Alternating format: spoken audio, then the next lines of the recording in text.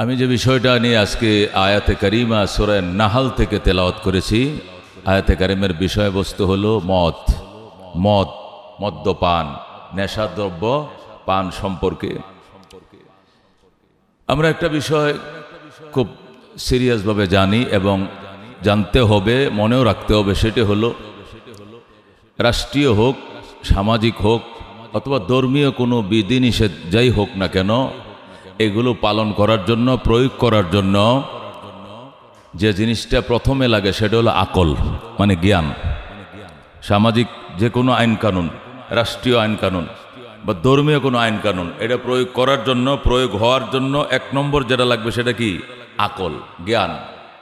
কথা বোঝেন না? যার জ্ঞান নাই, যে পাগল, এর জন্য সামাজিক কি আইন আছে? পাগলের জন্য রাষ্ট্রীয় কি আইন আছে? এর তো পুলিশও ধরবে না। এ পাগল, পাগলে কি বলে? অনেক চালাক মানুষে পুলিশে যখন ধরে তখন হে পাগল হয়ে যায়।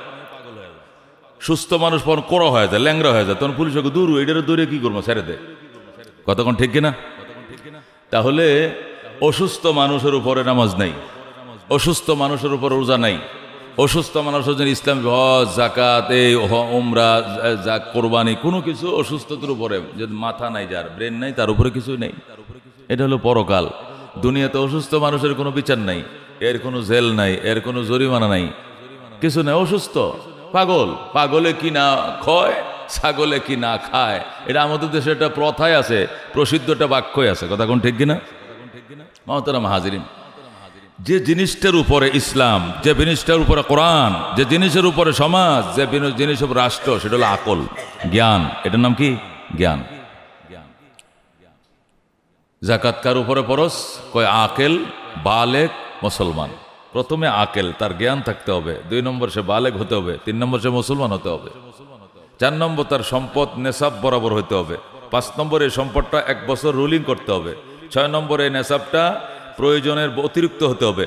7 নম্বর এটা মানুষের পাওনা দাওনার বাহিরে থাকতে হবে। তখন তার উপরে যাকাত ফরজ। 1 কোটি টাকার মালিক হলে শতকরা 2.5 টাকা, সে 2.5 লাখ টাকা দিয়ে দিবে। 1 লাখ টাকার মালিক হলে সে 2.5 টাকা দিয়ে দিবে। 40,000 টাকার মালিক হলে সে 1,000 টাকা দিয়ে দিবে। 40 টাকার মালিক হলে সে 1 টাকা দিয়ে দিবে। শতকরা 2.5 টাকা, লাখে 2.5 টাকা, কোটিতে 2.5 লাখ টাকা, হিসাব শতকরা 2.5 টাকা, 2.5 টাকা, শতকরা 2.5 টাকা। এই যে হিসাবটা কার জন্য? প্রথমে সে আকল থাকতে হবে। 2 নম্বর বালেগ থাকতে হবে। 3 নম্বর মুসলমান হতে হবে। 4 নম্বর নেশাবের মালিক হতে হবে। 5 নম্বর নেশাবটা রুলিং হতে হবে। প্রয়োজনের বাহিরে থাকতে হবে। মানুষের দেনাদুনা পরিশোধ করার পরে অতিরিক্ত থাকতে হবে। এর উপরে যাকাত ফরজ। ফার্স্ট আকেল। নামাজ কার উপরে ফরজ? আকেল, বালেগ, মুসলমান। এ শুরু হয়েছে আকল দিয়া, জ্ঞান দিয়া। এরকম রমজান, হজ বলেন, যাকাত বলেন, যাই বলেন না কেন, ইসলামের বিধিবিধান প্রথমে টক করে খুঁজবে লোকটার জ্ঞান আছে কিনা, আকল আছে কিনা। সমাজে মেম্বার দাঁড়াইছে, চেয়ারম্যানে দাঁড়াইছে, ছোটখাটো সমিতির সদস্য দাঁড়াইছে, যত ছোট্ট দায়িত্বই হোক না কেন, মানুষ প্রথম দেখবে যে লোকটা সুস্থ, ঠান্ডা মস্তিষ্কশীল কিনা, নাকি পাগল, হুদাই বকাঝকা করে। পাগল রেখি লেগে ভোট দিব, পাগল রেখি জন্য নির্বাচিত করবো, প্রশ্নই আসে না, ওকে কোনো ভোট দেবো না। কথা কোন ঠিক কিনা? মানুষ এটা খুব খুঁজে। সামাজিক কাজ, ধর্মীয় কাজ, রাষ্ট্রীয় কাজ, প্রশাসনের কাজ, সর্ব কাজের মধ্যেই লোকটা জ্ঞানই থাকতে হবে, জ্ঞান থাকতে হবে। জ্ঞান হলো সমস্ত বিধিবিধান প্রয়োগের চাবিকাঠি, হলো জ্ঞান। আর এই মহাসম্পদ জ্ঞানকে বিলুপ্ত করে দেয়, লুকিয়ে ফেলে, বিরান করে দেয়, ধ্বংস করে দেয় খামর। খামর মানে মদ। আরবিতে বলে খামর। খামর শব্দের অর্থ হলো গোপন করা। মা ইউখামিরুল আকল, গোপন করা মানে যে আকলকে বিলুপ্ত করে ফেলে, আকলকে লুকিয়ে ফেলে, আকলকে, জ্ঞানকে গোপন করে ফেলে যে জিনিস, যে অভিশাপ, এই অভিশাপের নাম হলো খমর, এই অভিশাপের নাম হলো শরাব, এই অভিশাপের নাম হলো মদ। কথা কোন ঠিক কিনা? এই জিনিস কি বলেন, জ্ঞানে কি ধরে, আকলে কি ধরে যে এই জিনিস হালাল হবে? এটা হালাল থাকতে পারে চিরদিন? এটা কি মানুষের, সুস্থ মানুষের মাথায় ধরতে পারে?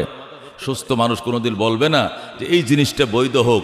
যে জিনিস খাইলে জ্ঞান বিলুপ্ত হয়ে যায়, এই জিনিস যে বৈধ হবে না, এটা রাষ্ট্রও বলে, প্রশাসনে বলে, মাও বলে, বাবাও বলে যে এই জিনিস খাওয়া যাবে না, চেয়ারম্যানও বলে এই জিনিস খাওয়া যাবে না, মাতবরে বলে খাওয়া যাবে না, সর্দারও বলে খাওয়া যাবে না, হাজি সাহেব বলে খাওয়া যাবে না, ওসি সাহেব বলে খাওয়া যাবে না, আল্লাহও বলে খাওয়া যাবে না, নবীও বলে খাওয়া যাবে না। কখন ঠিক কিনা? কারণ যে জিনিস খাইলে মহানিয়ামত আকল এটিই থাকে না, ওই জিনিস খাবো কেন? ওই জিনিস খাওয়া যাইতে পারে না, এটা হারাম। কোরআন নাজিলের টাইমে আরবরা মদের মধ্যে এমনভাবে ডুবে গিয়েছিল যে তারা ভাত না খেয়ে থাকতে পারত। প্রয়োজনীয় যে তাদের দেশের যে জাতীয় খাবার, রুটি বা ইত্যাদি যেগুলো তারা খায় বাঁচে, এইগুলো তারা 3 দিন পর্যন্ত না খেয়ে থাকতো, কিন্তু মদের হাড়ি ছাড়া বেড়াইতেও যাইতো না, সাথে মদের হাড়ি। আরবরা কোথাও বেড়াইতে গেলেও যে আমি বিয়ের বাড়ি যাবো, বিয়ের বাড়িতে মদ আছে কিনা নাই, আমি যে মদ খায় অভ্যাস, ওই দামি মদ ওইখানে পাওয়া যায় কিনা, এই জন্য হাড়ির গলার মাঝে রশি বান্ধা হাড়ি নিয়ে যাইত। আমরা যেরকম বেড়াইতে গেলে মিষ্টির পুটলা লয়ে যাই, ওরা মদের হাড়ি সাথে করে নিয়ে যাইত। মানুষ জিজ্ঞাসা তো বিয়া এগুলো কি? এগুলো যে আমার লগের খাওয়ান। তো লগের খাওয়ান ওই আপনার বিয়ের বাড়িতে কি নাই? ও আমি যে দামিটা খাই ওটা ওই দেশে আছে কিনা কে জানে। যে আমার পছন্দেরটা না খাইলে আমার মাথা ঠিক থাকে না। এ মদ নিয়ে বিয়ের বাড়িতে, শ্বশুর বাড়িতে বেড়াইতে যাইতো, এমন নেশায় একবারে হাবুডুবু খাইতো আরবরা, জোরে করে নাউজুবিল্লাহ। আল্লাহ রাব্বুল আলামিন তো আহকামুল হাকিমিন, চিন্তা করলেন নবী পাঠাবো, চিন্তা বললেন কোরআন পাঠাবো। আল্লাহু আকবার। সেই ইসমাইল আলাইহিস সালামের পরে আমাদের নবী আলাইহিস সালামের আগ পর্যন্ত এই মাঝখানে একদম প্রায় ধরেন না 5,500 বছর, কয় বছর? 5,500 বছর পর্যন্ত এই আরব, এই সৌদি আরব এই এরিয়ার মধ্যে কোনো নবী নেই। নবী এসে মিশরে, নবী এসে সিরিয়াতে, নবী এসে তুরস্কে, আরবের ওই সাইট অঞ্চলগুলোতে এসছে, কিন্তু মূল উম্মুল কোরা যেটাকে মক্কা মদিনা, ওই আশপাশে একবার আসছিলেন ইসমাইল, আর ইসমাইলের বংশ থেকে একবার আখেরি নবী আসছে মুহাম্মদুর রাসূলুল্লাহ সাল্লাল্লাহু আলাইহি ওয়াসাল্লাম। দীর্ঘ গ্যাপ ছিল ওই অঞ্চলের জন্য, এই অঞ্চলে নবী পাঠানোর বিশাল গ্যাপ ছিল। অনেক গ্যাপের পরে আল্লাহ নবী পাঠাইলেন, কোরআন পাঠাইলেন। পাঠায় রাব্বুল আলামিন পর্যায়ক্রমে এই মদ নিয়া, মদ সম্পর্কে নিরুৎসাহিত করা শুরু করলেন। ফার্স্টে যদি বলে যে এটা খাওয়া যাবে না, রশি জুড়ে টান দিলে রশি ছিঁড়ে যাবে। প্রথমেই যদি বলে এই জিনিস খাওয়া যাবে না, হারাম, রশি চিকন রশি তো টান দিলে ছিঁড়েও যাইতে পারে।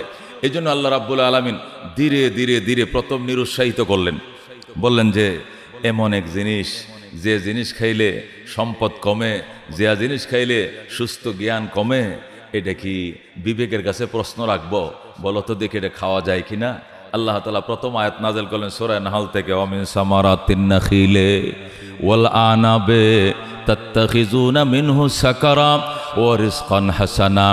আল্লাহ বলেন ওয়ামিন সামারাতিন নাখিলে, সামারাত মানে ফল, নাখিল মানে খেজুর, খেজুর গাছের ফল দিয়া মানে খেজুর দিয়া, ওয়াল আনাবে আঙ্গুর ফল দিয়া। আরবরা তখন মদ বানাইতো খেজুর এবং আঙ্গুর, এটা কি করতো? হাড়ির ভিতরে ঢুকাইয়া ফসাইয়া পরে এটা দিয়ে কি বানাইতো? এই রস দেয়া 1 নম্বর মদ বানাইতো। আল্লাহ ওইটাকে কোরআনের মধ্যে বলছেন ওয়ামিন সামারাতিন নাখিলে ওয়াল আনাবে, খেজুরের ফল মানে খেজুর ফল দিয়া আর আঙ্গুর দিয়া, তাত্তাখিজুনা মিনহু কি সাকারা, নেশা দ্রব্য তোমরা তৈরি করো, ও রিজকান হাসানা, এবং বলো এটার উপরে কোনো খাবার নাই। যেরকম নাউজুবিল্লাহ। আল্লাহ কয় এটা কি বিবেকের কাজ হলো? যে খেজুর জান্নাতি ফল, যে আঙ্গুর বেহেশতি ফল, এই জান্নাতি ফল দিয়া নেশা দ্রব্য বানাও, নেশার জাতীয় জিনিস বানাও, বানায়া আবার বলো রিজকান হাসানা। গাঁজা খাইলে ফাঁজা হয়, মদ খাইলে নেশা হয়, এটা একটা অন্যরকম খাবার, এটা রাজকীয় খাবার, এটা যারা খায় না এরা বুঝে কি এটা স্বর্গীয় খাবার। যেরকম নাউজুবিল্লাহ। আল্লাহ কয় তোমাদের বিবেকের কাছে প্রশ্ন রাখলাম, এই খেজুর ফল দিয়া আর আঙ্গুর ফল দিয়া নেশাদ্রব্য বানাও আর বলো এটা উত্তম খাবার, এটা হলো বিবেকের কাছে প্রশ্ন রাখলাম। এই আয়াত নাজেল হওয়ার সাথে সাথে, আয়াতটা নাজেল হয়েছে মক্কা নাজেল হওয়ার পরেই আল্লাহ নবী হিজরত করে মদিনায় চলে আসলেন।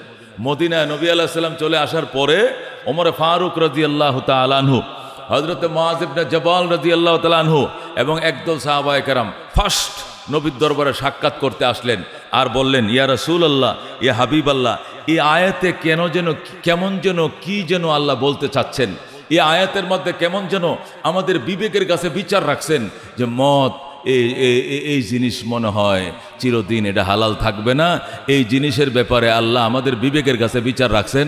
আমি ওমর মনে করি এই জিনিস যে হারাম হবে দেরি নয়। আপনি এই ব্যাপারে কিছু বলবেন কি যে মদ হারাম কিনা হালাল? আল্লাহর হাবিব সাল্লাল্লাহু আলাইহি সাল্লাম বলেন, ওমর তুমিও যেরকম এই বিষয়ে এখনো সন্দিহান, আমিও সন্দিহান। তুমি যেরকম শিওর বলতে পারছো না এটা হালাল কিনা হারাম, আমিও যতক্ষণ পর্যন্ত হালাল হারাম চূড়ান্ত বর্ণনা করা না হবে আমি বলতে পারবো না। তবে বিবেকবানদের বিবেকের কাছে আল্লাহ বিচার দিয়েছেন, বিবেক খাটাইলে সম্পদ নষ্ট হয়, আকল নষ্ট হয়, এমন জিনিস না খাইলেই তো ভালো হয়। যেরকম সুবহানাল্লাহ। তারপরেও যদি চূড়ান্ত কিছু শুনতে হয় তাহলে বসো, অপেক্ষা করো, ওয়েটিংয়ে থাকো। হযরত ওমর রাদিয়াল্লাহু তাআলা আনহু বলেন, আমি হযরত মুআয ইবনে জাবাল রাদিয়াল্লাহু তাআলা আনহু এবং সাহাবায়ে কেরাম তখন এখানে বসাইছিলাম, প্রশ্ন করে বসাইছিলাম। নবী বললেন, এই সম্পর্কে তো হালাল হারাম তোর কিছু বলা হয় নাই, এই সুস্থ মস্তিষ্কের কাছে, জ্ঞানীদের জ্ঞানের কাছে বিচার দেওয়া হয়েছে। হালাল কেনা হারাম তোমরাই বুঝো। যে জিনিস দ্বারা মাল নষ্ট হয়, যে জিনিস খাইলে আকল নষ্ট হয়, এটা তো আসলে হালাল, চিরস্থায়ী হালাল থাকতে পারে না, এটা হারাম হবে। তুমি ওমর যেরকম বুঝো আমিও বুঝি, কিন্তু এই মুহূর্তে আমি হারাম বলতে পারবো না, যেহেতু হারাম ঘোষণা করা হয় নাই। আল্লাহর হাবিব ওমরকে বুঝাইতেছিলেন, ইতিমধ্যে জিবরাইল আলাইহিস সালাম এসে গেলেন। যেরকম সুবহানাল্লাহ। জিবরাইল আলাইহিস সালাম এসে বলতেছে, ওয়াসআলুনাকা আনিল খামরি ওয়াল মাইসির কুল ফীহিমা ইসমুন কাবীর ওয়া মানাফিউ লিন-নাস ওয়া ইসমুহুমা আকবারু মিন নাফইহিমা। যেরকম সুবহানাল্লাহ। আল্লাহ রাব্বুল আলামিন জিবরাইলকে দিয়ে আয়াত পাঠাইলেন, জিবরাইল আমার বন্ধুর কাছে ওমর এখনো বসা, জিবরাইল রে আমার বন্ধুর কাছে এখনো ওমর ফারুক বসা, মুআয ইবনে জাবাল বসা, সাহাবায়ে কেরাম বসা, তাদের বিবেক দিয়ে বিষয়টাকে বোঝার জন্য উপলব্ধি করছে। এ আল্লাহর হাবিব আপনার কাছে ওমর আসছে, এ আল্লাহর হাবিব আমার বন্ধু আপনার কাছে ওমর আসছে, মুআয ইবনে জাবাল আসছে, সাহাবায়ে কেরাম আসছে মত সম্পর্কে জানার জন্য। আপনি বলে দেন, ওয়াসআলুনাকা আনিল খামর ওয়াল মাইসির, আমার বন্ধু সাহাবায়ে কেরাম আপনার কাছ থেকে জানতে এসেছে মদ এবং জুয়া সম্পর্কে। কুল ফীহিমা ইসমুন কাবীর, আপনি দ্ব্যর্থহীন ভাষায় বলে দেন, পরিষ্কার ভাষায় বলে দেন, বজ্র কণ্ঠে বলে দেন, ফীহিমা ইসমুন কাবীর, মদ খাওয়ার ভিতরে, জুয়া খেলার ভিতরে ভয়াবহ গুনাহ ও মানাফিউ লিন-নাস, এবং মানব জাতির জন্য সাময়িক শান্তিও সেখানে পাওয়া যায়। ও মানাফিউ লিন-নাস, এবং মানুষ সেখানে উপকারও অনুভব করে। উপকারও কি করে? অনুভব করে। যারা মদ খায় এরা যদি বুড়োও হয়, বুঝেন না, ফুসমাসে শীতের মধ্যেও একটু শরীরটা একটু গরম হয়, এরা বুঝে। ফুসমাসে শীতের মধ্যে কি করে? হ্যাঁ, মদ খাওয়াইনার দেখছি খাতা কম্বল ফালায় দেখায়, শরীর গরম হয়ে গেছে, লাভ দে উঠা পরে ওইটা লুঙ্গি কাঁচা দেয়ালে দেয়, শীতের মধ্যে দৌড়ায়, কি লেগা শীত গেছে গা। তাহলে সে মানাফিউল নাস, সাময়িক সে উপকার উপভোগ করে, শরীরটা একটু গরম হয়, হ্যাঁ, একটু রাজকীয় মনের মাঝে একটা ফুর্তি আসে, আসে কিনা? আল্লাহর হাবিব সাল্লাল্লাহু আলাইহি সাল্লাম হযরতে মুআয ইবনে জাবাল তার সামনে বসা, ওমর ফারুক রাদিয়াল্লাহু তাআলা আনহু তার সামনে বসা, সাহাবায়ে কেরাম তার সামনে বসা। ইতিমধ্যেই 2 নম্বর আয়াত নাজিল হলো, ওয়াসআলুনাকা আনিল খামর, ও দোস্ত আপনার কাছে সাহাবায়ে কেরাম এসেছে মদ সম্পর্কে জানার জন্য, ওয়াল মাইসির, জুয়া সম্পর্কে জানার জন্য। মদ জুয়া দুটি জিনিস সম্পর্কে জানতে এসেছে। কুল ফীহিমা ইসমুন কাবীর, বলে দেন এগুলোর ভিতরে ভয়াবহ গুনাহ, বড় বড় গুনাহ। ও মানাফিউ লিন-নাস, তবে সাময়িক উপকারও মানব জাতির জন্য সেখানে আছে। তবে মনে রাখবা, ওয়া ইসমুহুমা আকবারু মিন নাফইহিমা, উপকার যতই থাকুক না কেন ক্ষতির পরিমাণ লাভের চেয়ে অনেক অনেক গুণে বেশি।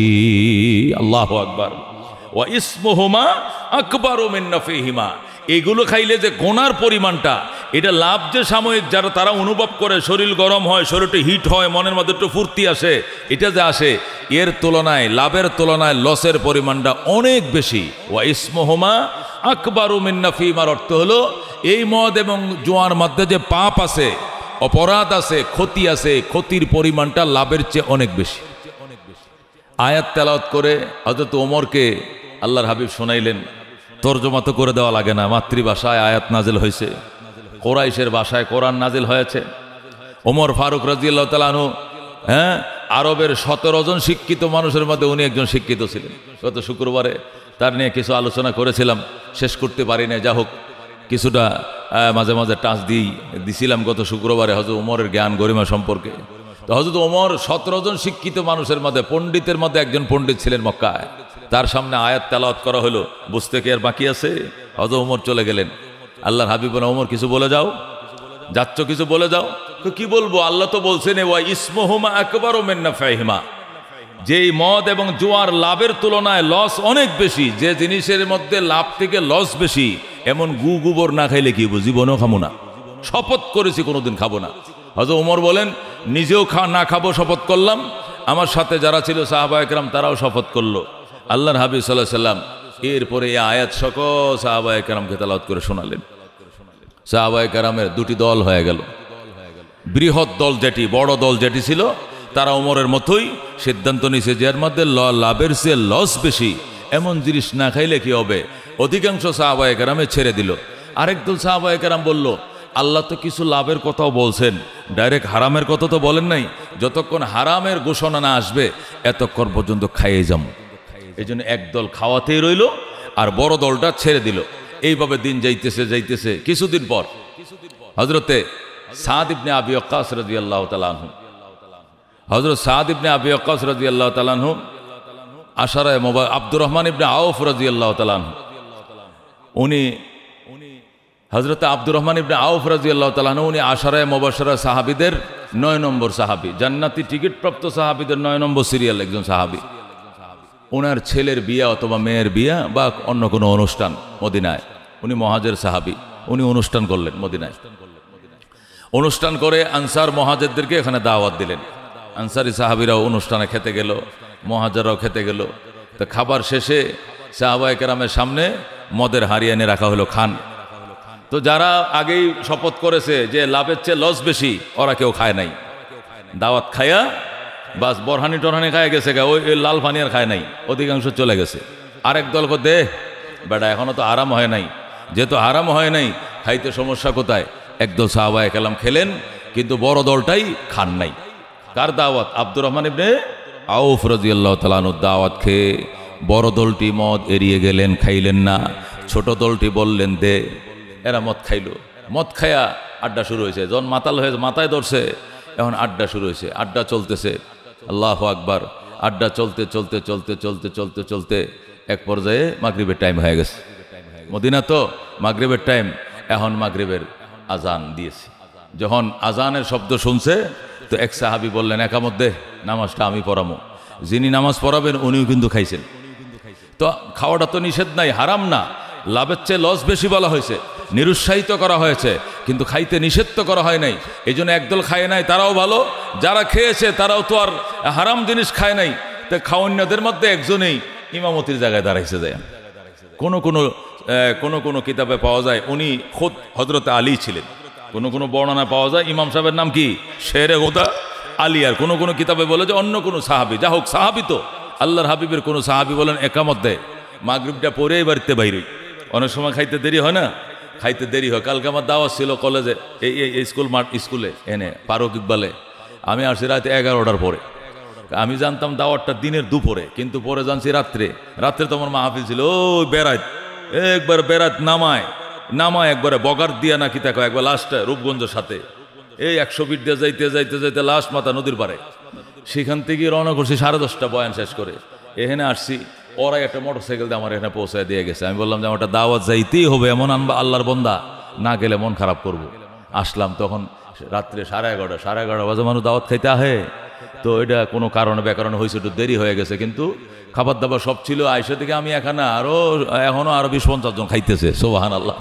তো খাওয়া দাওয়া করলাম। হযরতে আব্দুর রহমান ইবনে আউফ রাদিয়াল্লাহু তাআলা আনহু লাল পানিও দিলেন, খা, যারা খাইতে মন চায় খান, নিষেধ তো হয় নাই।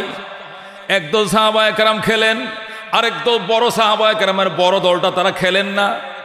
খাইতে খাইতে গল্প গুজব করতে করতে মাগরিবের আজান দিয়ে দিল। শেরে খোদা আলী অথবা অন্য কোনো সাহাবী ইমামতির জায়গা দ্বারা এখন মুয়াজ্জিন আজান দেন, একামত দেন। মুয়াজ্জিন সাহেব যখন একামত দিল, ইমাম সাহেব নামাজ শুরু করলো। প্রথম রাকাতে সূরা কাফিরুন, প্রথম রাকাতে সূরা কি কাফিরুন, কুলিয়া আইয়ুহাল কাফিরুন, এটা সূরা আছে না? প্রথম রাকাতে কাফিরুন। কিন্তু মাল যে খাইছে আসরের পরে, মাগরিবের আগে এখন এটা নেশা কাটে নাই, দামি মাল খাইছে, বুঝেন? এটা 2-2.5 ঘন্টা ছাড়া তো এটা কি হবে না, এটা ক্লাস্টারটা কাটবে না। এখন এর মাথায় তো রয়ে গেছে। এখন যখন কাফিরুন শুরু করছে, এখন তেলাওয়াত করে কুলিয়া আইয়ুহাল কাফিরুন আবুদু মা তাবুদুন তাবুদু মা আবুদুন লাকুম দীনুকুম ওয়ালিয়া দিন। আল্লাহু আকবার, সামি আল্লাহু লিমান হামিদা। আবুদু মা তাবুদুন তাবুদু আবুদুন লাকুম দীনুকুম ওয়ালিয়া দিন, মানে ওয়ালা এক জায়গাও বলে নাই। কুলিয়া আইয়ুহাল কাফিরুন লা আবুদু মা তাবুদুন ওয়ালা আনতুম আবিদুনা মা আবুদ ওয়ালা আনা, এই লা এক জায়গা বলে নাই, শুধু আবুদু মা তাবুদুন তাবুদু মা আবুদুন লাকুম দীনুকুম ওয়ালিয়া দিন। আল্লাহু আকবার। যখন ইমাম সাহেব পড়ে রুকুতে গেছে, মুসল্লি 3 ভাগ হয়ে গেছে, একদল নামাজ থয়ে দিছে দৌড়। কয় পাগলে বলে কি, হে বলে কি, একদল নামাজের তরিকা ছেড়ে দৌড় দিছে পয়গম্বরের কাছে বিচার দেখো। দেখছেন নি ইমাম সাহেব যে আজকে সূরা পড়ছে, এমন ভুলের ভুল নমাজ হইব নি। একদল দিছে তরিকা ছাইরে, আর একদলে হাসে, আর একদল তরিকার মধ্যে আসে। সালাম ফিরানোর পরে কয় লা কি ভুলে গেলেন? আমি কি লা বলি নাই? না, কই যে লাল পানির নেশা এখনো রয়ে গেছে। সব মিললে আল্লাহর হাবিবের দরবারে গেছে। ইয়া রাসূলুল্লাহ, হাবিব আল্লাহ, আফতিনা ফিস শরাব, আমাদেরকে শরাব সম্পর্কে কিছু বলেন।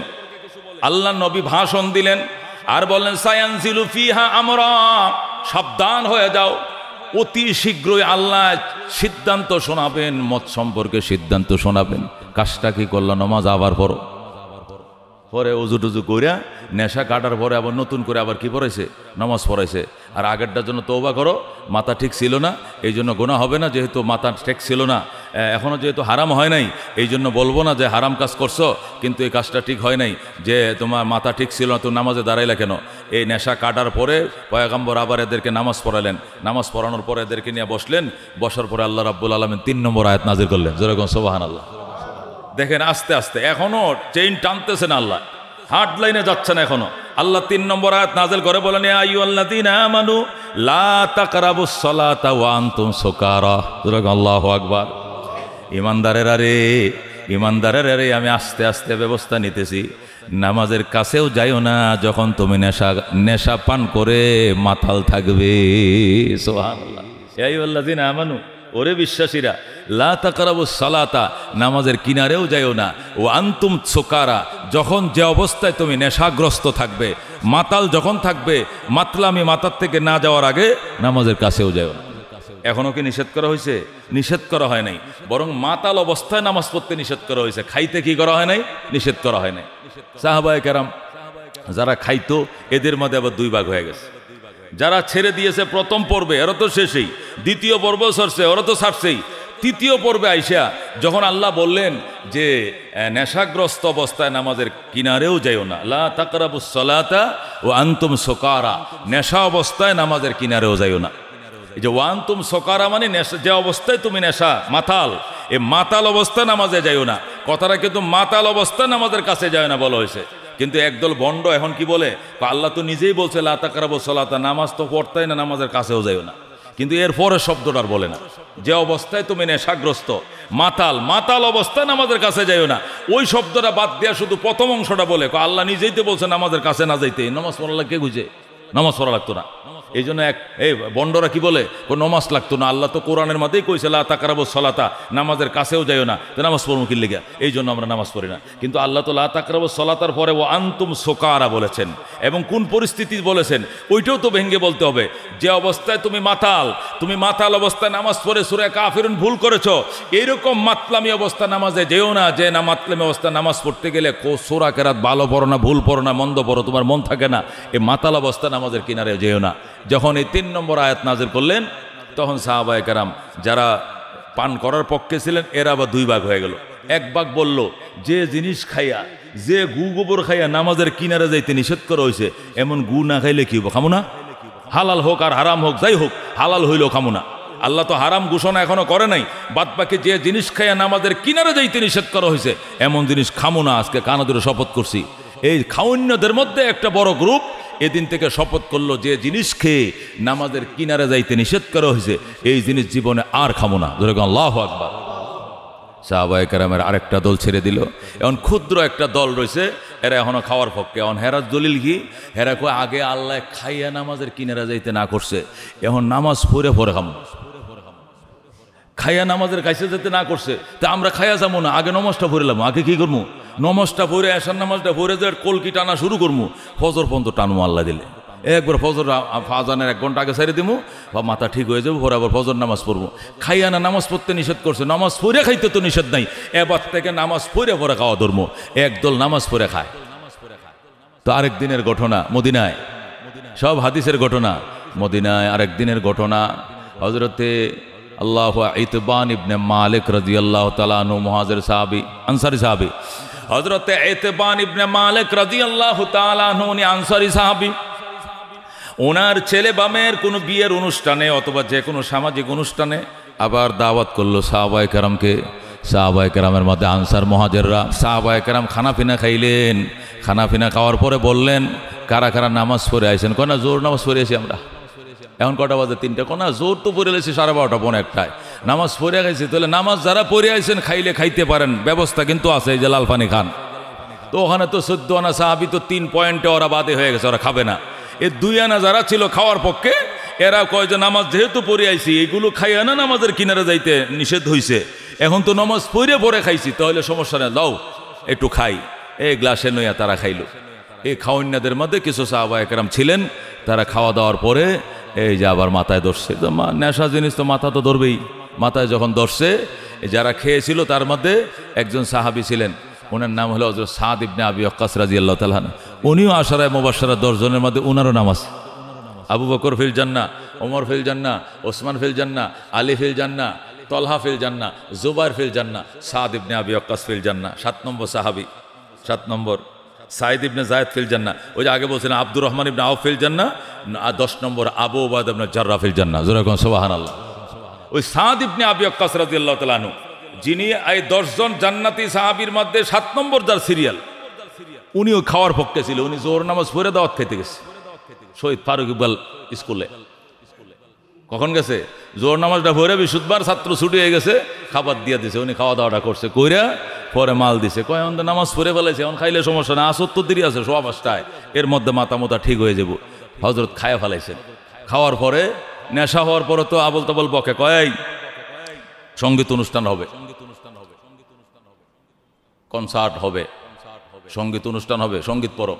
এই সঙ্গীত পড়া শুরু হয়েছে। সঙ্গীত পড়তে পড়তে পড়তে পড়তে হঠাৎ সাদ ইবনে আবি ওয়াক্কাস রাদিয়াল্লাহু তাআলা আনহু এক পর্যায়ে মুহাজিরদের সুনাম নিয়ে সঙ্গীত পড়া শুরু করলেন। আমরা মক্কার সাহাবীরা, আমাদের সাথে মদিনার তোরার কি তুলনা আছে বেটা? আমরা রসুলের প্রেমে ঘর বাড়ি ভিটা বউ বাচ্চা সব ছেড়ে পয়গম্বরের মহব্বতে বেটা মদিনায় আইছি। আর তোরা মদিনায় নিজ ঘর বাড়িতে থাইকা নিজেরাও খাস, আমগুরে খাওয়াস, নিজেরটা ঠিক রেখে পরে আমগুরে খাওয়াস। তোদের কুরবানি আর আমাদের কুরবানি রাত দিন তফাত। আমরা জান্নাতে যাওয়ার আগে তোরা লাইনেও দাঁড়াইতে পারতি না। আল্লাহু আকবার। মানে মা নেশা হইয়া এখন বলতেছে, ভালো কথাই বলতেছে, বলতে বলতে এক পর্যায়ে মুহাজিরদের খুব প্রশংসা করে ফেলছে। আর আনসারী সাহাবী যারা মদিনার, ওনাদেরকে একটু হেজু করছে, হেজু মানে একটু খাটো করছে, মুহাজিরদেরকে বড় করছে। এই আমাদের সাথে কোনোদিন তোরা বসবি না, আমাদের সাথে তোরা লাগবে না, আমাদের সাথে কি তোরা যায়? এ আনসারীরা, তোরা কি মুহাজিরদের সাথে যাস? মুহাজির কারে কই জানোস? পয়গম্বরের মহব্বতে ঘর বাড়ি ভিডা বউ বাচ্চা সব মক্কায় থইয়া, খুদার গড়টা মক্কায় থইয়া, এই আরাফার ময়দানটা থইয়া, জাবালে নূর জাবালে সর সব রহমতের বাড়িঘর সব থইয়া বেড়া নবীর মহব্বতে তুকু দেশাইস। আওয়ার পরে কি করছস? 2টা ঘর আছে, একটা ঘরে তোরা থাকোস, 8টা ঘরে আমগো থাকতে দিছস। তোরা কি বাড়ি ঘর থুয়ে গেছস কোথাও? যাস নাই। তাহলে এই কুরবানি, আমাদের কুরবানি 100 গুণ আর তোদের কুরবানি 10 গুণ হবে না। এই কথাটা নেশাগ্রস্ত হয়ে বলতেছে। সুস্থ অবস্থায় কিন্তু আনসারীদের বদনাম তারা করে না, মিলেমিশে তারা থাকে। কিন্তু নেশায় আইসে হযরত সাদ ইবনে আবি ওয়াক্কাস রাদিয়াল্লাহু আনহু পাঠ করা শুরু করলেন, কবিতা পাঠ শুরু করলেন। আর দাওয়াতও খাইছে আনসারির বাড়িতে, আবার বদনাম করতেছে আনসারীদের। আর হেরা বাড়িল মক্কায়, যাদের বদনাম করে হেগর বাড়ি মদিনায়, দাওয়াতও তাদের বাড়িতে খাইতেছে। হেদের বাড়িতে খাইয়া হেদের বাড়িতে বদনাম। আরেক সাহাবী কয়, হ্যাঁ আমগো বাড়িতে খাই বাবার আমগোর বদনাম, যে হাড্ডি দেখা হয়েছে এই হাড্ডিতে মাথা ফাটাইলাম বাড়ি দিয়া। ওই আস্তা ছাগল যে জবাই করছে, আরবরা তো আস্তা আস্তা ছাগল, আমগো তো আস্তা মুরগি দেখেন না, ফ্রাই করে ফেলে, হ্যাঁ শিক কাবাব আর মুরগির কাবাব দেখেন না? ওই আরবরাও ছোট ছোট দম্বা ছাগল আস্তা কি করে ফ্রাই করে, কইরা পরে এখান থেকে ছাকু দেখাইটা কাইটা আরবরা মিলে এখনো আছে। আস্তা উঁট এরা বৈশা শেখরা বৈশা খেয়ে ফেলে। তো আস্তা ছাগল যদি ছিল, ছাগল খাওয়া দাওয়ার পরে লম্বা লম্বা হাড্ডি ছিল না, ওই হাড্ডি এক সাহাবী নিয়া সাদ ইবনে আবি ওয়াক্কাস আশারায়ে মুবাশশারা জান্নাতি 7 নম্বর সাহাবী সুসং সাহাবীর মাথা এমন জোরে বাড়ি দিছে, জায়গায় 2 ফালা গেছে, মাথা ফাইটা রক্ত ছুটছে। আল্লাহু আকবার। সাহাবায়ে কেরামের কাছে সাদ ইবনে আবি ওয়াক্কাসের বিরাট মর্যাদা, কারণ আল্লাহর জমিনে এই মাটিতে বৈশা যে জান্নাতের টিকিট পাইছে, এ তো সাধারণ সাহাবী না। যেরকম আল্লাহু আকবার। এই সাহাবীর মাথা ফাড়াই লাইছে। এই সাহাবীরে দইরা রুমাল দিয়ে মাথায় রক্ত কোনো মতে আটকায় পয়গম্বরের কাছে নিয়ে গেছে। ইয়া রাসূলুল্লাহ, শেষ, সব শেষ। কি কই? মদে তো সব ধ্বংস করে দিল। আজকে নামাজ ভাঙ্গে, কালকে কেরাত বল হয়, পরের দিন লা আল্লাহ কুম দিন কুমলিয়া দিন, আরেকদিন লা বলে না, আজকে মাথা ফাটাইছে। এই গেঞ্জাম আর কত সহ্য করবেন কোন? আল্লাহর হাবিব সাল্লাল্লাহু আলাইহি সাল্লাম কয় কার মাথা ফাটছে? কয় আপনার সাদের মাথা ফাটছে। আল্লাহর হাবিব কয় হায় হায় আমার জান্নাতি সাহাবীরা, এটা মরতে দেরি হবে, জান্নাতের গেট খুলে দিতে দেরি হবে না। যেরকম আল্লাহু আকবার। আমার এই সাহাবীর মাথা ফাটাইছে। ফাটাইছে কি এমনে? হে কবিতা ফাট করে, যার বাড়িতে দাওয়াত খাইছে হের বিরুদ্ধে বদনাম গায়, এই এলাকার মানুষ সহ্য করতে পারছে? দিছে মায়ের। হাসা কহ। আল্লাহর হাবিব সাল্লাল্লাহু আলাইহি সাল্লাম আছর বিছায়া দিলেন আল্লাহর দরবারে, আল্লাহুম্মা বাইয়িন লানা ফিল খামরে বয়ানান শাফিয়া। আল্লাহ, এই মদের বিচার আমি আর কত করব? আজকে এই ফেস লাগছে, কালকে ওই ফেস লাগছে, আজকে নামাজ নষ্ট হয়েছে, কালকে মাথা বাড়াইছে, নানান সমস্যা এক একদিন এক একটা। আল্লাহুম্মা বাইয়িন লানা ফিল খামরে বয়ানান শাফিয়া। আয় আল্লাহ, মদ সম্পর্কে চূড়ান্ত সিদ্ধান্ত শোনায় দাও। যেরকম আল্লাহু আকবার। আমি চূড়ান্ত সিদ্ধান্ত, এটা হালাল কিনা হারাম এটা কয়ে দাও। নমাজের আগে পরে বুঝি না, পরে বুঝি না, লাভ বুঝি না, লস বুঝি না, হালাল কিনা হারাম পরিষ্কার বলে দাও। যেরকম আল্লাহু আকবার। আল্লাহর হাবিব সাল্লাল্লাহু আলাইহি সাল্লাম আঁচল বিছিয়ে দিলেন, আল্লাহ দরবারে ফরিয়াদ করেন, আল্লাহ আল্লাহুম্মা বাইয়িন লানা ফিল খামরে বয়ানান শাফিয়া। আল্লাহ গো, শরাব সম্পর্কে, মদ সম্পর্কে চূড়ান্ত বয়ান শোনাও। পয়গম্বর আঁচল উঁচু করে রাখছে। আল্লাহ সূরা মায়েদার চূড়ান্ত আয়াত দিয়ে জিবরাইলকে পাঠিয়ে দিছে। হযরতে জিবরাইল এসে কয়, রাসূলুল্লাহ, ইয়া হাবিবাল্লাহ, আর কইদেন না, মদ সম্পর্কে আল্লাহ চূড়ান্ত আয়াত দিয়ে আমারে পাঠাইছে। আল্লাহু আকবার। নবী বলেন, জিবরাইল তেলাওয়াত করে শোনাও। তখন জিবরাইল তেলাওয়াত করে শোনাইয়া, আইয়ুহাল্লাযীনা আমানু ইন্নামাল খামরু ওয়াল মাইসিরু ওয়াল আনসাবু ওয়াল আজলামু রিজজুম মিন আমালিশ শাইতান ফাজতানিবুহু লাআল্লাকুম তুফলিহুন।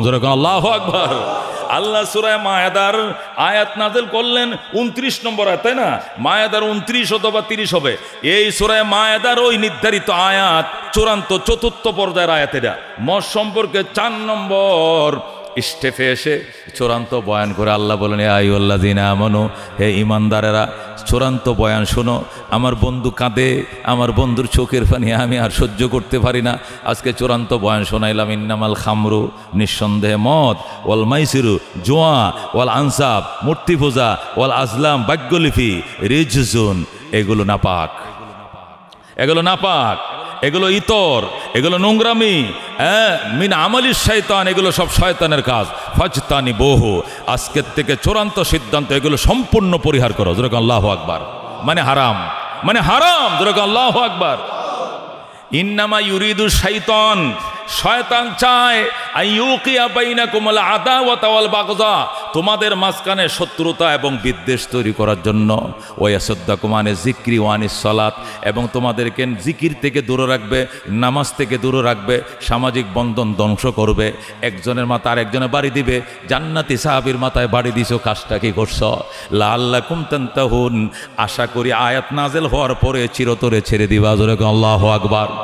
যেই তো আল্লাহ বলছেন আশা করি ছেড়ে দিবা, যেই মাত্র বলে ছেড়ে দিবা, আল্লাহ নবী সাল্লাল্লাহু আলাইহি সাল্লাম সাহাবায়ে কেরামকে একত্রিত করে মসজিদে নববীতে আয়াত যখন তেলাওয়াত করে শোনাইলেন, সাহাবায়ে কেরাম সাথে সাথে বলা শুরু করলো, ইনতাহাইনা ইনতাহাইনা। নবী গো, আপনাকে সাক্ষী করে বললাম, আজকের থেকে চিরদিনের জন্য মদ ছেড়ে দিলাম, মদ ছেড়ে দিলাম। আল্লাহু আকবার। আল্লাহর হাবিব বৈশা রইলেন, সাহাবায়ে কেরাম ঘরে গেছে।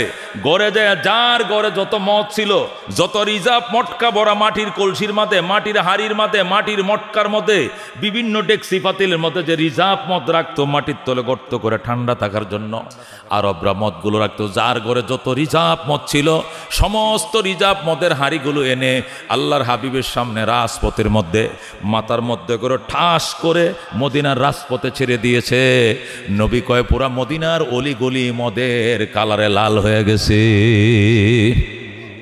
মদিনার গলিগুলো মদের কালার, মল তো লাল ধরনের হয়, মদের কালারে মদিনার অলিগুলি সব লাল হয়ে গেছে। আল্লাহ নবী কয়, আল্লাহ আপনি সাক্ষী থাকেন, আমার সাহাবায়ে কেরাম মদও ছাড়ছে, মদের মটকিও ভাঙছে। আল্লাহু আকবার। নবী আলাইহিস সালাম কয়, মদ শুধু ফেললে হবে না, এই মদের কলসিগুলোর মধ্যে, হাঁড়িগুলোর মধ্যে, মটকিগুলোর মধ্যে পানি রেখে খাইলে পানিও খাওয়া জায়েজ হবে না।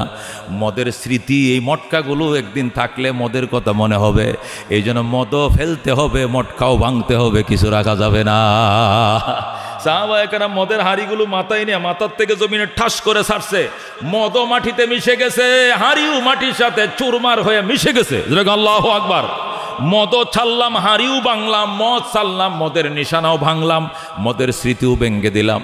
আল্লাহর হাবিব সাল্লাল্লাহু আলাইহি সাল্লাম যখন চতুর্থ আয়াত নাজিল হলো, সাহাবায়ে কেরামের ভূয়সী প্রশংসা করলেন, আর সাহাবায়ে কেরামও আল্লাহর দাবি রাখলেন আর বললেন ইনতাহাইনা ইনতাহাইনা। আল্লাহ গো, আপনি বলছেন আশা করি ছেড়ে দিবা, আপনার আশাই সত্য, আমরা ছেড়ে দিলাম। কবুল করে লঞ্জরে আল্লাহু আকবার। এই জন্য দোস্ত, যেহেতু এটা ছাড়াটা কঠিন ছিল, মুশকিল ছিল, এই জন্য মুহাদ্দিসিন মুফাসসিরিন কেরাম এই 4টা আয়াতকে সামনে রেখে মুফাসসিরিন কেরাম বলেন আল্লাহ তো প্রথম দিনে হারাম ঘোষণা করতে পারতেন, কিন্তু করেন নাই কেন? ধীরে ধীরে ব্যবস্থা নিয়েছেন। যে বিষয়গুলো জটিল হয়, একসাথে টান দিলে রশি দুজু ছিঁড়ে যায়, তখন আস্তে আস্তে টানতে হয়। দেখবেন বড়শিতে সুতায় যখন মাছ কামড় দেয়, বড়শিতে যখন মাছ কামড় দেয়, বোয়াল মাছ, বড় মাছ যখন ধরে, তখন জোরে টান দিলে রশিটা ছিঁড়ে মাছটা চলেও যাইতে পারে। ধীরে ধীরে টানে, আস্তে আস্তে টানে। যে মাছটা 2 মিনিটে শুকনো আনা যায়, এই মাছটার সাথে ঘন্টার পর ঘন্টা খেলে, নদীতে খেলে, যাতে মাছটা কোনো অবস্থা ছুটে না যায়, খেলে ধীরে ধীরে সেটাকে নিয়ন্ত্রণে আনা। কথা কোন ঠিক কিনা? জোরে টান দিলে রশি ছিঁড়ে যাবে। আল্লাহর হাবিব সাল্লাল্লাহু আলাইহি সাল্লাম বলেন আরবরা এমন ভাবে ডুবে গিয়েছিল, হাবুডুবু খাইতো মদের ভিতরে, যদি প্রথম দিনে বলতেন হারাম, নাপাক, ইতর, ছেড়ে দাও, হয়তো অনেকের পক্ষে সম্ভব ছিল, সব ছাড়তে পারি, কিন্তু এই জিনিস ছাড়তে পারবো না। এই জন্য আল্লাহ তাআলা এটাকে প্রথম নিরুৎসাহিত করছেন, বিবেকের কাছে বিচার দিছেন। এরপরে নামাজের টাইমে খাইতে নিষেধ করছেন, এরপরে খায়া নামাজ পড়তে নিষেধ করছেন, এইভাবে নিষেধ করছেন। লাভের চেয়ে লস বেশি, এবার বলছেন লাভের চেয়ে লস বেশি, এরপরে বলছেন এই জিনিস খায়া নামাজের কাছেও যায়ও না। এইভাবে এটার থেকে দূরে নিয়ে হঠাৎ করে নির্দেশ দিয়েছেন এবার থেকে এটা হারাম, এটা শয়তানের কাজ, এটা ছেড়ে দাও। শয়তান চায় এটা খাওয়ায়াম নামাজ থেকে বিরত রাখতে, জিকির থেকে বিরত রাখতে, তোমাদের ভ্রাতৃত্ব বন্ধনকে ধ্বংস করতে। আশা করে ছেড়ে দিবা। সাহাবায়ে কেরাম বলেন এখন আশা পূরণ হবে, আমরা 16%, 16 আনা পার্সেন্ট, 100-র মধ্যে 100% ছেড়ে দিলাম। যেরকম সুবহানাল্লাহ। হাজিরিন, আজকে ইতিহাস কোরআনের এই তাফসীর আপনাদেরকে বোঝানোর উদ্দেশ্য হলো সমাজ ধ্বংসের একমাত্র কারণ হলো এই আজকে এই বছর আগের 17 বছর বাদ দেন, এই 16 মাসে যে কয়টা এই হত্যা, এই যে ফাঁতর দিয়ে মারা, যাই কিছু মারা, হত্যা হয়েছে এবং আসামিরা অ্যারেস্ট হয়েছে, প্রত্যেকটা আসামি বলছে যে আমি এই কাম করার আগে লাল পানি খাইছিলাম, খাওয়ার পরে যে আমি ফাঁতর দিয়ে মারছি না ডান্ডা দিয়ে মারছি না কুবাইয়ে মারছি, এটা তো আমার মন নাই। আমার বর্ষে মারার জন্য অথবা তার সাথে আমার জিত ছিল, এর আগে আমি ওইটা খাইয়া লইছি। এই গোবর না খাইয়া মানুষ মারবো দূরের কথাটা, বিড়ালও মারতারতো না মানুষ, কথা কোন ঠিক কিনা? এটা কুত্তারও মারতারতো না, কুত্তা মারলেও তার মায়া লাগবে, বিড়ালটা মারলেও মায়া লাগবে। আর এই জিনিস খায়া মানুষ কি আর কুকুর কি সবই সমান, তার কাছে কোনো মায়া নাই। আমি তো ফেসবুকে ওটা দেখে আস্তে করে এই পয়েন্টটা মানে সরায় ফেলে, কারণ আমি দেখতে পাই না, আমার হার্টবিটে সহ্য হয় না। আমি এরকম পরে বিবস্ত্র বা এবং নিঃসঙ্গ হত্যাকাণ্ড আমি দেখতে পারি না, আমার খুব কষ্ট লাগে। আমি এটা তাড়াতাড়ি চেঞ্জ করে ফেলি, না এটা দেখবো না, পুরোটা দেখতে পারি না, সরাই ফেলি। কেন? দেখেই যদি সহ্য না হয় তাহলে যারা গঠাইছে এর পক্ষে কিভাবে সহ্য হয়েছে? ওই যে খায়ালিস, ওই নেশা খেয়ে নিয়েছে, ওই মদ খেয়ে নিয়েছে, এছাড়া সম্ভব না। হাটহাজারিতে পড়তাম, তো হাটহাজারিতে আমাদের জামানা 4,000 4,500 ছাত্র ছিল, এখন তো প্রায় 12-13,000 ছাত্র। তো তখনকার জমানায় মাঝে মাঝে দেখতাম ওই যে টাঙ্কিগুলো, বাথরুমের টাঙ্কিগুলো কে যেত, ছাত্রদের এই ব্যবহারে বাথরুমের টাঙ্কিগুলো ভরে যেত। তো শেখুল ইসলাম আহমদ শফি সাহেব, আল্লাহর ওলি, আল্লাহ হক, উনি ইন্তেকাল করছেন। উনি ওই ঠিক করতো কাদেরকে, ওই যে যারা এগুলো করে না, টাঙ্কি পরিষ্কার করে আসেন এরকম লোক, ওই লোক ঠিক করতো। তো আমরা দেখতাম তাহাজ্জুদের টাইমে উঠছি আমরা, রাত্রে 3টা দেখি যে ওরা কারা, ওই লোকেরা যারা পরিষ্কারকারীরা, লাইন ধরে বইছে, আর সবার সামনে বোতল 2-3টা আছে, একটা খায়া খালি ঘরে আর একটা লইছে। তা আমরা অবাক, মাদ্রাসার এরিয়ার ভিতরে বসে এগুলো খায়, ঘটনা কি? দেখলাম যে ওরা তো ওই যে সুইফার, ওই পার্টি, এ তো ছাত্র না ওরা। হেই মেয়ে, মাদ্রাসা এগুলো খাইতেছেন, দেখেন না কৌজুর, এগুলো না খাইলে কি সাফ করা যাবো? এই গুয়ের মধ্যে হাত দেওয়া যাবো? এগুলো এগুলো না খাইলে কি সাফ করা যাবে? এটা কি সম্ভব? আপনি পারবেন এগুলো হাত দিতে?